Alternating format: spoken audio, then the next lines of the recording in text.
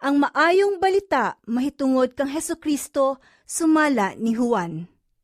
Juan Kapitulo 4. Ang mga Pariseyo nakabalita nga si Jesus nakakabig og nakabunyag og mas daghan pang mga tinun-an kay ni Juan. Apan ang matuod mao nga si Jesus mismo wala mangunay pagbunyag, kundili ang iyang mga tinun-an lamang. Busa sa pagkadungog ni Jesus niini, mibiya siya sa Judea ug mibalik sa Galilea. Sa iyang pagpaingon sa Galilea, gikinahanglan nga moagi gayud siya sa Samaria. Nahiabot siya sa usa ka lungsod sa Samaria nga ginganlag Sicar, nga dili layo sa yuta nga gihatag ni Jacob ngadto sa iyang anak nga si Jose. Atua didto ang atabay ni Jacob. Milingkod si Jesus tupad sa atabay, kay gikapoy man siya sa panaw. Mga 12:00 na kadto sa udto. Niining tungura, ang mga tinun-an ni Jesus miadto sa lungsod aron pagpalit og pagkaon. Unya, miabot ang usa ka babayeng Samarianhon aron pagkalus og tubig. Miingon si Jesus kaniya, "Paimnar ako?" Ang babayi mitubag, "Hudyo ka og ako Samarianhon. Unya nganong nangayo ka man kanakog tubig nga mainom?" Kay ang mga Hudiyo god ug ang mga Samarianhon wala may panagsandurotay. Si Jesus mitubag, "Kung nasayod ka paunta sa gasa sa Dios, o kung kinsa kining nangayo kanimog tubig, mangayo kagayod unta kaniya, ug hatagan kaniyag tubig nga naghatag sa kinabuhi." Ang babayi miingon, "Sir, wala kay timba og lawang mga tabay. Asa ka man magkuha niya ng tubiga? Kini nga tabaya hinatag sa among katigulangan nga si Jacob, ug siya ug ang iyang mga anak ingon man ang iyang mga kahayupan miinom gikan niini. Labaw ka pa ba di ay kang Jacob?" Si Jesus mitubag, "Ang muinom nining tubiga uhawon pag-usab. Apan ang muinom sa tubig nga akong ihatag kaniya, dili na gayud uhawon. Kay ang tubig nga akong ihatag mahimo diha kaniya, nga usa ka tuburan nga mohatag og buhing tubig, og kinabuhing walay katapusan." Ang babayi miingon, "Sir, hatagi ako nining tubiga aron dili na ko uhawon, ug dili na usab ako moani sa pagkalos." og giingnan siya ni Jesus. "Lakaw, tawga ang imong bana ug balik nganhi." Wala ako'y bana?" Miingon ang babayi. Si Jesus mitubag, "Husto ang giingon mo nga wala kay bana. Diha kay 5 ka bana ug ang lalaki nga imong gikaipon karon dili tinuod mong bana. Tinuod ang imong gisulti kanako." Ang babayi miingon, "Sir, nagtuo ko nga propeta ka. Ang among mga katigulangan nga Samarianhon nagsimba sa Dios dinhi niining bukira. Apan kamong mga Hudyo nag-ingon nga kinahanglan sa Jerusalem gud simbahon ng Dios." Si Jesus miingon kaniya, "Babay, tuuhi ako nga moabot ang panahon nga dili na kamo mabalaka asang dapita simbaha ang amahan. Dinhi ba nining bukira o sa Jerusalem? Kamong mga Samarianhon wala makaila sa inyong gisimba, apan kaming mga Hudiyo nakaila sa among gisimba, kay ang kaluwasan nagikan man sa mga Hudiyo. Apan hapit na moabot ang panahon, ug karon ani ana, nga ang matuod nga magsimba sa amahan diha sa espiritu ug sa kamatuoran.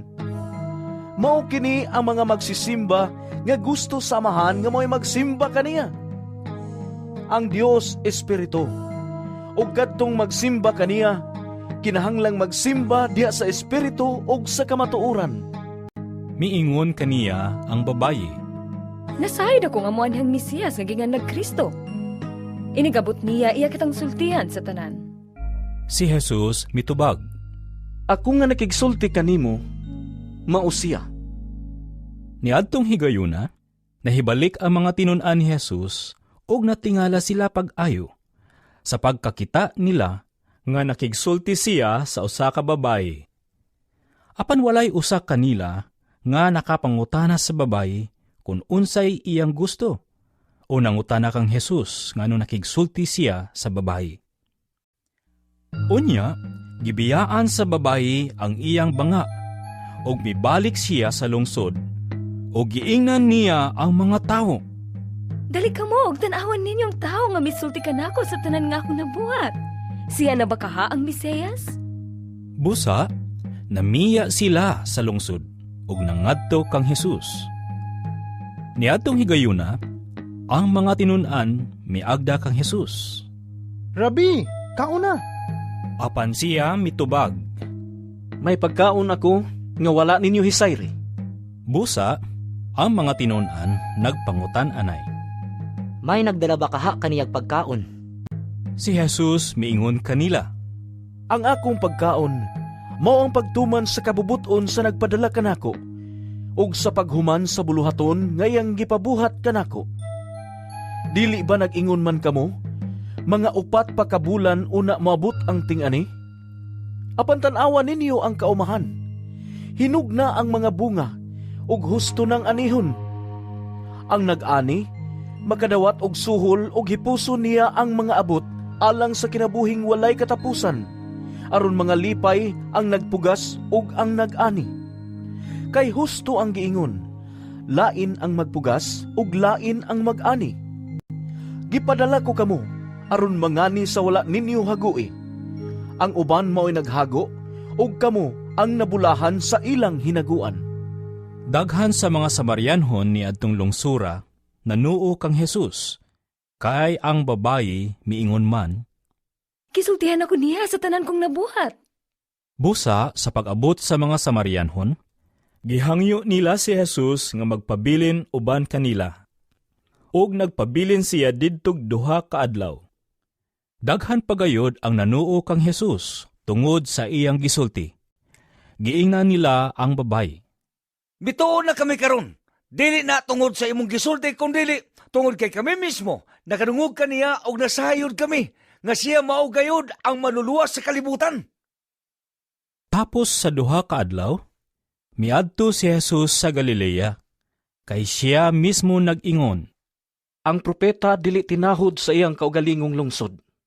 Sa pag-abot niya sa Galilea, gidawat siya sa mga Galileanhon, kay sila miadto man sa Jerusalem sa kasaulugan sa pagsaylo, og nakakita sa tanan nga iyang gibuhat didto.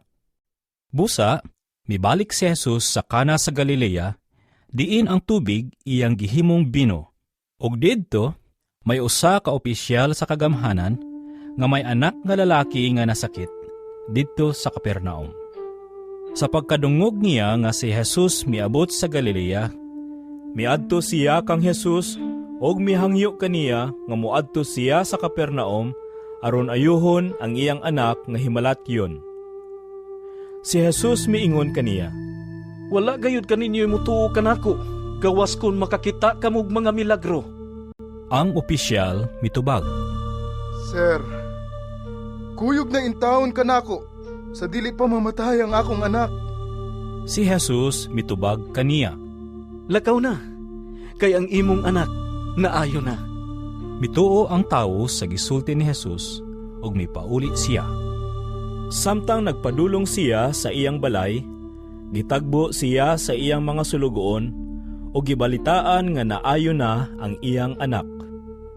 Unya iya silang gipangutana unsang orasan naayo ang iyang anak. Ug sila mitubag. Gahapon sa alauna, gihiwasan siya sa hilana. Unya, nahinumdom ang amahan nga maugayod kadtong orasa nga gisultihan siya ni Jesus nga naayo na ang iyang anak.